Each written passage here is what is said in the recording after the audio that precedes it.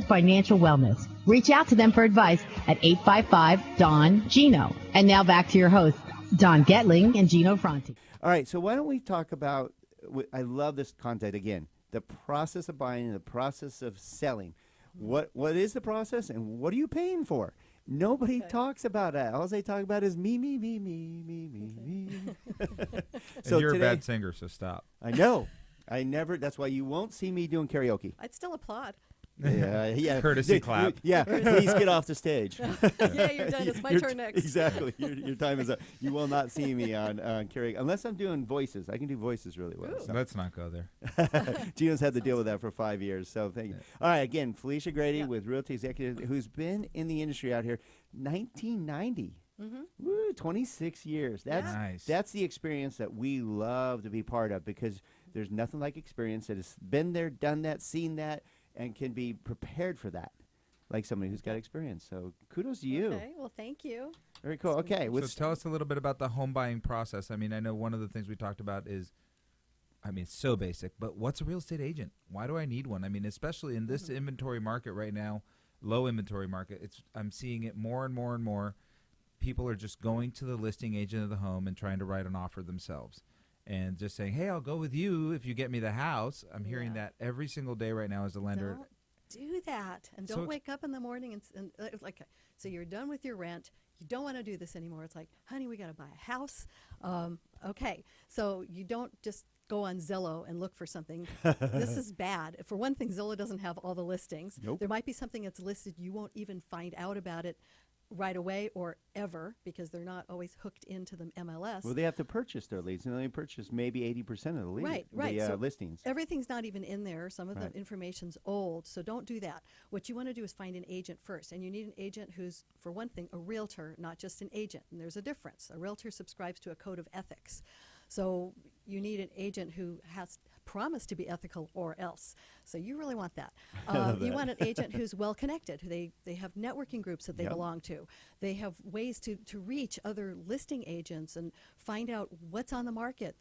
They might be at a meeting, the agent will be at a meeting and someone will say, well, this is coming on the market next week, but the seller will let people in early. You might have an opportunity to see that home early, possibly even bid it and buy on it before the general public knows it's think there. about all the insider information. We just saw this Tuesday at the CMA meeting. There were so many new listings that came up that no one's not going to know about. And, but all the CMA members, we're talking 70 of the best agents in our valley since 1994. You had insider information. That's right. So and that's imperative right now because there's no inventory. Exactly. So you need an agent who's going to have the insider information. So I'm going to go out on a limb here and say something because I know we've been talking about Don since October. There's no inventory. There's no inventory. There's no inventory. There's no inventory. In certain price ranges. Right. Some prices. I saw this last 10 days inventory hit. Spring is here. Yeah. We've got spring inventory, right? So that inventory depletion model that we've been dealing with for the last few months, take advantage of these next couple weeks. This is fresh inventory. It's just hitting the market. It's early spring inventory. Take it now because I don't know if it's going to last. I don't know how much of it that we're going to have. Right. Okay. So, this is also really important. Get an agent who knows a good lender because you need to have a good lender, don't get someone who says, oh, they're going to give you the best rates. It's not, and they might not even be telling you the whole story. They might give you an interest rate and they go, oh, woohoo, that sounds great, but they don't tell you the costs that it takes to get into it. So the lender's got to know the new, what they call the TRID rules, which I'm sure Don and Gino have been talking about, to know how to work those. Someone local. Someone who's going to be dependable, someone who's going to get your contract closed on time. Because if you don't have that contract closed on time, it's a whole world of hurt for everyone. How valuable is that for getting an offer accepted It's these extreme. days? Thank you for bringing that up. That was going to come out from the back of the head to the mouth, but it was like stuck at a I stop love you, Felicia. sign. You're fun. So, okay. The thing is, when you write an offer on a house, there are a couple of things very important. One of them, real estate is a personal thing. If the listing agent knows, if your buyer's agent knows the listing agent, and if the listing agent knows the lender, you're going to have a better chance of getting that offer come through, especially in a multiple offer situation where maybe these three people are offering the same amount for the house. Which one is the seller going to go for? They're going to ask their agent. Their agent's going to say, well, this lender's local. I know that if they pre-qualified this buyer, they're really qualified. They didn't just write something up, fly-by-night mortgage. Yeah, they're qualified. They're just they've actually looked at the documentation, and if they say it's going to go, it's going to go, and the seller's not going to tie up their home in escrow for a buyer who can't perform. So it's really, really important to get a local I think it's imperative lender. for getting your offer accepted, Huge. especially out here in Santa Cruz. Yeah. Because this is one happy little bubble that we all live in. We all know each other. Right. We're talking local real estate here, and also with the agent. If the agent happens now, everyone doesn't know everyone, but any agent who's been doing this a long time is going to know the active agents. And if someone has a reputation like, oh, okay, I know them, they're going to do the job, it's going to help your offer get through. So it helps you to do this. Well, and I love that you said not to use Zillow, because remember, all those online sites like that and not going directly through a real estate agent, and they're connected directly to MLS.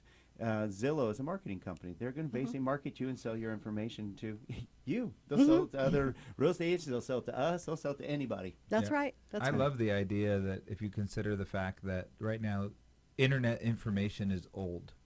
We don't get to say that all the time, but right now you could say, based on your CMA meeting this week, internet information is old. There's data out there right now amongst agent at networking meetings that is not on the internet that's more valuable than the information available online. This all is right, in true. 1 minute, let's talk about what is a buyer paying for? Okay, the buyer is paying. They're not paying for a real estate agent. I know. Okay, and up front, all they need is they'll have to pay their deposit, which gets subtracted off their down payment, which of course they're paying for the down payment. Right. They're also paying for a property inspector, which depends on the property inspector. They get $350 to $500, whatever, somewhere in there, and sometimes a little less, sometimes a little more, depending on the size of the house and how far the inspector's coming from, and so on. They're also paying for their appraisal and their credit report up front. I think that's it. Yeah. And That's basically pretty much it. lender cost depending on which program they choose. That's right. All right. So, and do I have 1 second to Yes. talk about picking the home? Just because I know we're short on. Yeah, go ahead. Okay. All right. This is something I like to say. When you do find your home, because we're not going to be able I to like go through the this whole part. process. We should hear We this. talked I about love this just for a second. It's something I tell everyone. When you find a home, you want 100%, you want the perfect home. Well, the perfect home is like a perfect relationship. When you find the person that you love, you want to spend the rest of your life with. You don't get 100%. Sorry. There's some give and take, huh? There is some give and take. You need 80%. This is how I look at it. 80% of what you have to have, and 20% of what you can live with or think you can change. So think of that when you get a home. You could Okay, change Pete. so you want, but that 80% is really important, whatever that is. If you have to have a yard for your dog, or if you have to have a kitchen that's trash so you can do it your way, or if you have to have a certain neighborhood, or whatever a garage it is for the guys, or or whatever, that- whatever that 80% is, stick to that. I love Your that. agent's not going to. Don't let your agent sway you from what you have to have, but that other 20%. Like I said, That's flexible. great Be advice flexible. from Felicia Grady with Realty Executives, 26-year veteran, and you can reach her at SantaClaritaRealty.com. That's SantaClaritaRealty.com. We have more great information about the selling process and what it takes to sell your home and what are you really paying for. Great information from Felicia Grady. You don't want to miss this, so stay tuned. We'll be right back.